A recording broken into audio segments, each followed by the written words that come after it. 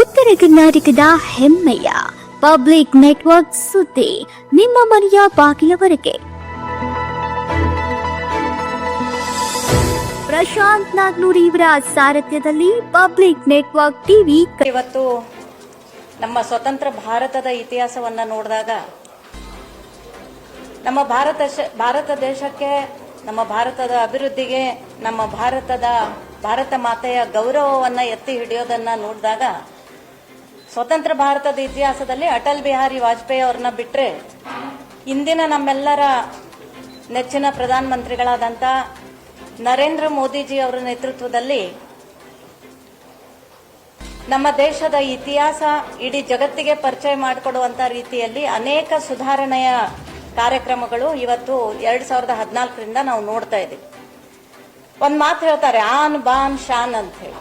ಯಾಕಂದ್ರೆ ಒಂದು ಭಾರತದ ಆನ್ ಬಾನ್ ಶಾನ್ ಅಂತಂದ್ರೆ ನಮ್ಮ ಭಾರತ ಸಮೃದ್ಧಭರಿತವಾದಂತ ಭಾರತ, ಆರ್ಥಿಕ ರೀತಿಯಲ್ಲಿ ಮುಂದೆ ಬಂದಂತ ಭಾರತ, ಅದೇ ರೀತಿಯಾಗಿ ಸಮೃದ್ಧಿಯಲ್ಲಿ, ಸುರಕ್ಷತೆಯಲ್ಲಿ ಮತ್ತು ದೇಶದ ಸುಭದ್ರತೆಯಲ್ಲಿ ಈ ಎಲ್ಲ ಯೋಜನೆಗಳನ್ನ ನೋಡಿದಾಗ ಇವತ್ತು ಯಾವುದೋ ಒಂದು ಕೆಳಮಟ್ಟದ ಆರ್ಥಿಕ ಪರಿಸ್ಥಿತಿಯಲ್ಲಿ ಇರತಕ್ಕಂತ ನಮ್ಮ ಭಾರತ ದೇಶವನ್ನ ಇವತ್ತು ಪ್ರಧಾನಿಗಳ ನೇತೃತ್ವದಲ್ಲಿ ನಮ್ಮ ಕೇಂದ್ರ ಸರ್ಕಾರ ಇವತ್ತು ಆರ್ಥಿಕ ಪರಿಸ್ಥಿತಿಯಲ್ಲಿ ನಮ್ಮ ಭಾರತ ದೇಶವನ್ನ 4-3 ಸ್ಥಾನಕ್ಕೆ ಎತ್ತಿ ಹಿಡಿದಿರುವಂತಹ ಉದಾಹರಣೆಯನ್ನ ನಾವು ನೋಡ್ತಾ ಇದ್ದೀವಿ.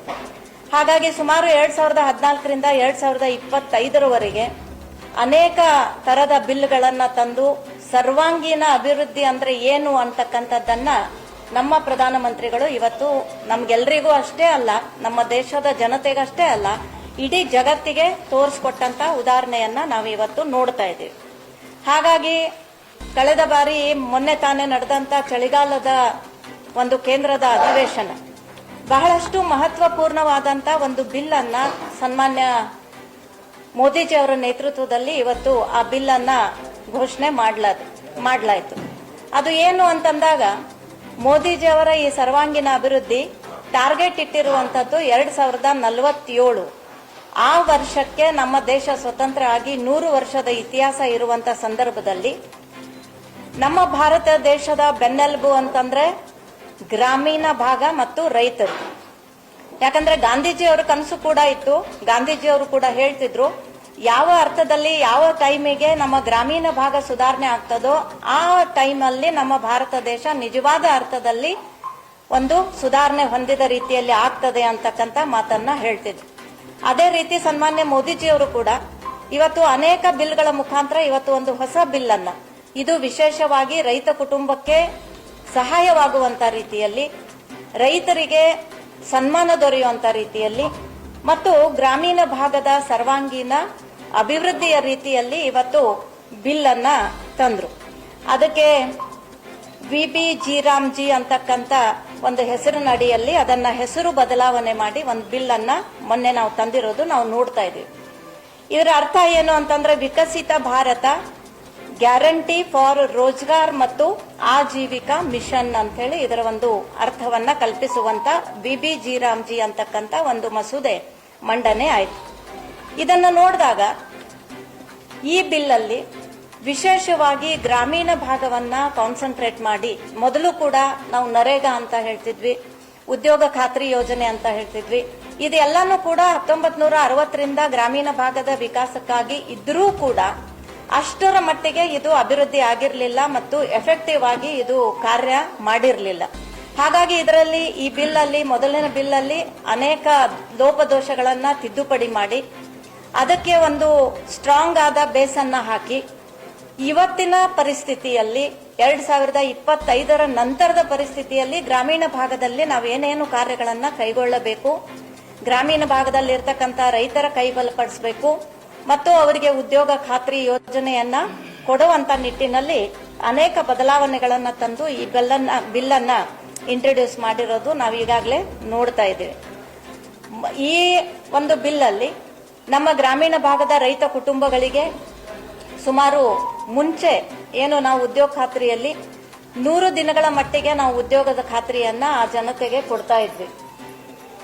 ಆದ್ರೆ ಇವತ್ತು ಅದು 100ರಿಂದ 125 ದಿನಗಳವರೆಗೆ ಆ ಒಂದು ಉದ್ಯೋಗ ಖಾತ್ರಿಯ ಒಂದು ನಿಯಮಾವಳಿಗಳಲ್ಲಿ ಚೇಂಜಸ್ ಅನ್ನ ಮಾಡಿದ್ದಾರೆ. ಸುಮಾರು 25 ದಿವಸ ಇದು ಹೆಚ್ಚಿಗೆ ಕೂಡ ನಾವು ಮಾಡ್ತಾ ಇದ್ದೀವಿ. ಮೊದಲೇ ಅವ್ರಿಗೆ ಏನ್ ಪೇಮೆಂಟ್ ಆಗ್ತಿತ್ತು ಅದಕ್ಕಿಂತ ಇವತ್ತು 370 ರೂಪಾಯಿಗಳ ಒಂದು ದಿನದ ಒಂದು ಅವರಿಗೆ ಪೇಮೆಂಟ್ ಅನ್ನು ಕೂಡ ಈ ಬಿಲ್ ಅಲ್ಲಿ ಈಗಾಗಲೇ ಮಾಡಿದ್ದಾರೆ. ಮುಂಚೆ ಉದ್ಯೋಗ ಖಾತ್ರಿ ಯೋಜನೆಯನ್ನ ನೋಡಿದಾಗ 15 ದಿನಕ್ಕೊಂದ್ಸತಿ ಪೇಮೆಂಟ್ ಮಾಡ್ತಿದ್ವಿ ಅಂತ ಸರ್ಕಾರ ಹೇಳ್ತಾ ಇದ್ರೂ ಕೂಡ ಸುಮಾರು 3 ತಿಂಗಳು 4 ತಿಂಗಳವರೆಗೆ ಪೇಮೆಂಟ್ ಆಗ್ತಾ ಇರಲಿಲ್ಲ.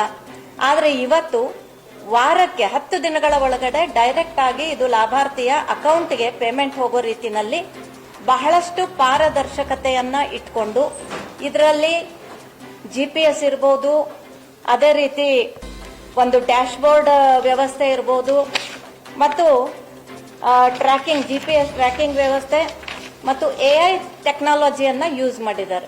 ಈಗ ಬರ್ತಕ್ಕಂಥ ದಿನಮಾನಗಳಲ್ಲಿ AI ಇದು ಟೆಕ್ನಾಲಜಿ ಬಹಳಷ್ಟು ಅದ್ಭುತವಾಗಿ ಎಲ್ಲ ಕಡೆಗಳಲ್ಲೂ ಕೂಡ ಇದು ಇಂಪ್ಲಿಮೆಂಟ್ ಆಗುವಂತ ಪರಿಸ್ಥಿತಿಯಲ್ಲಿ ಈಗಾಗಲೇ ಕೇಂದ್ರ ಸರ್ಕಾರ ಈ ಒಂದು ಬಿಲ್ ಆಗುವಂತ ಸಂದರ್ಭದಲ್ಲಿ ಭ್ರಷ್ಟಾಚಾರ ಆಗಬಾರ್ದು, ಇದು ಯಾವುದೇ ರೀತಿಯಲ್ಲಿ ಬೇರೆಯವರಿಗೆ ಲಾಭ ಆಗಬಾರ್ದು, ಯಾರು ಇದರ ನಿಜವಾದ ಲಾಭಾರ್ಥಿಗಳಿದ್ದಾರೆ ಅವರ ಅಕೌಂಟಿಗೆ ಡೈರೆಕ್ಟ್ ಆಗಿ ಇದು ಬಿಲ್ ಜಮಾ ಆಗಬೇಕು ಅಂತ ಹೇಳಿ ಇದರಲ್ಲಿ ಬಹಳಷ್ಟು ತಂತ್ರಜ್ಞಾನವನ್ನ AI ತಂತ್ರಜ್ಞಾನವನ್ನ GPS ಟ್ರ್ಯಾಕಿಂಗ್ ಅನ್ನ ಡ್ಯಾಶ್ ಬೋರ್ಡ್ ಅನ್ನ ಇದನ್ನೆಲ್ಲಾನು ಇಟ್ಕೊಂಡು ಪಾರದರ್ಶಕತೆಯನ್ನ ಒಳಗೊಂಡಂತ ಈ ಒಂದು ಸ್ಕೀಮ್ ಅಲ್ಲಿ ಲಾಭಾರ್ಥಿಗಳಿಗೆ ಡೈರೆಕ್ಟ್ ಆಗಿ ಅನುದಾನವನ್ನ ಅವರ ಪೇಮೆಂಟ್ ಅನ್ನ ಬಿಡುಗಡೆ ಮಾಡುವಂತದ್ದು ಕೂಡ ಇದರಲ್ಲಿ ಇಟ್ಕೊಂಡಿದ್ದಾರೆ. ಹಾಗಾಗಿ ಇದು ಬಹಳಷ್ಟು ಹೆಮ್ಮೆ ತರುವಂತ ವಿಷಯ. ವಿಶೇಷವಾಗಿ 4 ಪ್ರಮುಖವಾದ ಅಂಶಗಳನ್ನ ಇದರಲ್ಲಿ ಮೋದಿಜಿ ಅವರು ಇಟ್ಕೊಂಡಿದ್ದಾರೆ. ಅದರಲ್ಲಿ ಮಹಿಳೆಯರಿಗೆ ಪ್ರಾಧಾನ್ಯತೆಯನ್ನ ಕೊಟ್ಟಿದ್ದಾರೆ. ಯಾಕಂದ್ರೆ ಮಹಿಳೆಯರು ಕೂಡ ರೈತ ಮಹಿಳೆಯರು ಕೂಡ ಅವರು ಮನೆಯಲ್ಲಿ ಉದ್ಯೋಗ ಇಲ್ಲ ಅಂತ ಅನ್ನೋದಕ್ಕಿಂತ ಆ ಮಹಿಳೆಯರಿಗೆ ಇದರಲ್ಲಿ ಅವಕಾಶವನ್ನ ಕೊಟ್ಟಿದ್ದಾರೆ. ವಿಶೇಷವಾಗಿ ಒಬ್ಬಂಟಿಗ ಮಹಿಳೆಯರು, ಯಾಕಂದ್ರೆ ಗಂಡ ತೀರ್ ಹೋದ್ಮೇಲೆ ಅವಳಿಗೆ ಕುಟುಂಬ ನಡೆಸೋದು ಕೂಡ ಗ್ರಾಮೀಣ ಭಾಗದಲ್ಲಿ ತುಂಬಾ ತೊಂದರೆ ಆಗ್ತಕ್ಕಂತ ಒಂದು ನೆನಪನ್ನ ಇಟ್ಕೊಂಡು ಮಹಿಳೆಯರ ಜೊತೆಗೆ ಯಾರು ಒಬ್ಬಳೇ ಮಹಿಳೆ ಇರ್ತಾಳೆ ಅವಳಿಗೆ ಇಂಪಾರ್ಟೆನ್ಸ್ ಅನ್ನು ಕೊಟ್ಟಿದ್ದಾರೆ. ಅಂಗವಿಕಲರಿಗೆ ಇದರಲ್ಲಿ ಅವಕಾಶವನ್ನ ಕೊಟ್ಟಿದ್ದಾರೆ. 60 ವರ್ಷ ಮೇಲ್ಪಟ್ಟವ್ರಿಗೂ ಕೂಡ ಅವರಿಗೆ ಸಂದರ್ಭಕ್ಕೆ ತಕ್ಕಂಗೆ ಯಾವ ಉದ್ಯೋಗ ಮಾಡಬಹುದು ಅದನ್ನು ಕೂಡ ಇದರಲ್ಲಿ ಕೊಟ್ಟಿದ್ದಾರೆ. ಮತ್ತು ವಿಶೇಷವಾಗಿ ತೃತೀಯ ಲಿಂಗಿಯರು ಟ್ರಾನ್ಸ್ಜೆಂಡರ್ ಅಂತ ಏನ್ ಹೇಳ್ತೀವಿ ಅವರಿಗೆ ವಿಶೇಷವಾಗಿ ಇಲ್ಲಿವರೆಗೂ ಗೌರವದ ಬದುಕನ್ನ ಬದುಕುವಂತ ಅವಕಾಶ ಇರಲಿಲ್ಲ.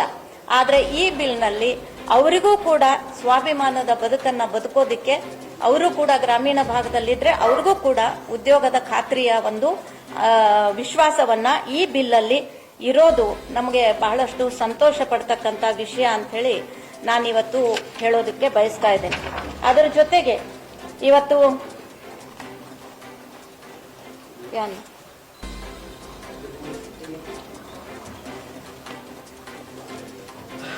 ಇದನ್ನ ನೋಡಿದಾಗ ಬಹಳಷ್ಟು ಒಳ್ಳೆ ರೀತಿಯಿಂದ 2014ರಲ್ಲಿ ಅಂದ್ರೆ 14ಕ್ಕಿಂತ ಮುಂಚೆ ಇದಕ್ಕೆ ಬಿಡುಗಡೆ ಆಗ್ತಕ್ಕಂತ ದುಡ್ಡು ಎಷ್ಟಿತ್ತು ಅಂತಂದ್ರೆ 8.53 ಲಕ್ಷ ಕೋಟಿ ಮಾತ್ರ ಈ ಗ್ರಾಮೀಣ ವಿಕಾಸಕ್ಕಾಗಿ ಉದ್ಯೋಗ ಖಾತ್ರಿಗಾಗಿ ಬಿಡುಗಡೆ ಆಗ್ತಿತ್ತು.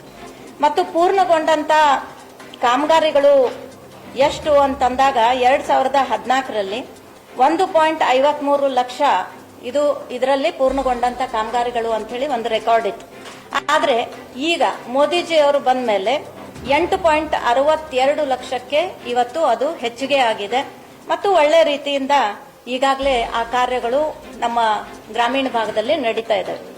ಇದರಲ್ಲಿ ಮಹಿಳೆಯರು ಭಾಗವಹಿಸ್ತಿದ್ರು, ಮುಂಚೆನೂ ಕೂಡ ರೈತ ಮಹಿಳೆಯರು ಭಾಗವಹಿಸ್ತಿದ್ರು.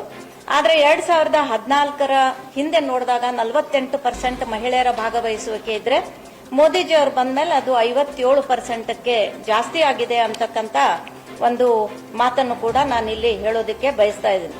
ಅದೇ ರೀತಿ ಈಗ UPA ಸರ್ಕಾರ 2ನೇ ಅವಧಿಯಲ್ಲಿ ರಾಜ್ಯಗಳಲ್ಲಿ ಬೇಡಿಕೆ ಹೆಚ್ಚಾಗ್ತಿದ್ರೂ ಕೂಡ 2011ರಲ್ಲಿ ಕೇವಲ 40,000 ಕೋಟಿ ಇದ್ದಂತ ಬಜೆಟ್ 2012-13ರಲ್ಲಿ 40 ಇದ್ದದನ್ನ 33ಕ್ಕೆ ಇಳಿಕೆ ಮಾಡಿದ್ರು. 33,000 ಕೋಟಿಗೆ ಅದನ್ನ ಇಳಿಕೆ ಮಾಡಿದ್ರು. ಹಾಗಾಗಿ ಇದರ ಲಾಭ ಗ್ರಾಮೀಣ ಭಾಗದವರಿಗೆ ಆಗ್ತಾ ಇರಲಿಲ್ಲ. ಆದ್ರೆ ಅದೇ ರೀತಿಯಾಗಿ ನಿಮಗೊಂದು ಇದು ಮಾತು ಹೇಳಬೇಕು ಅಂತಂದ್ರೆ ಇವತ್ತು ಮೋದಿಜಿ ಅವರು ಇಷ್ಟು ಟ್ರಾನ್ಸ್ಪರೆಂಟ್ ಆಗಿ ಈ ಬಿಲ್ ಅನ್ನ ತಂದಿರೋದ್ರಿಂದ ಇಲ್ಲಿ 2013ರಲ್ಲಿ ಒಂದು CGA ರಿಪೋರ್ಟ್ ಆಗಿದೆ. ನಮ್ಮ ದೇಶದಲ್ಲಿ ಒಂದು CGA ರಿಪೋರ್ಟ್ ಆದಾಗ ಇದರಲ್ಲಿ ವ್ಯಾಪಕವಾದಂತಹ ಭ್ರಷ್ಟಾಚಾರ ನಡೀತಿದೆ ಅಂತಕ್ಕಂತ ಒಂದು ವರದಿ ಕೂಡ ಸಿಜಿಎನ್ ಅವರು ಮಾಡಿದ್ರು. ಆದ್ರೆ 4.33 ಲಕ್ಷಕ್ಕೂ ಹೆಚ್ಚು ನಕಲಿ ಜಾಬ್ ಕಾರ್ಡ್ಗಳು ಇದರಲ್ಲಿ ಇತ್ತು ಅಂತಕ್ಕಂತ ಒಂದು ರಿಪೋರ್ಟ್ ಕೂಡ ಇವತ್ತು ನಮ್ಮಲ್ಲಿ ಆಗಿದೆ. ಅದೇ ರಿಪೋರ್ಟ್ ಅಲ್ಲಿ ವೇಳೆಗೆ ಸರಿಯಾದ ರೀತಿಯಲ್ಲಿ ಅವ್ರಿಗೆ ಬಿಲ್ ಪೇಮೆಂಟ್ ಆಗ್ತಾ ಇರಲಿಲ್ಲ ಅಂತಕ್ಕಂತ ರಿಪೋರ್ಟ್ ಕೂಡ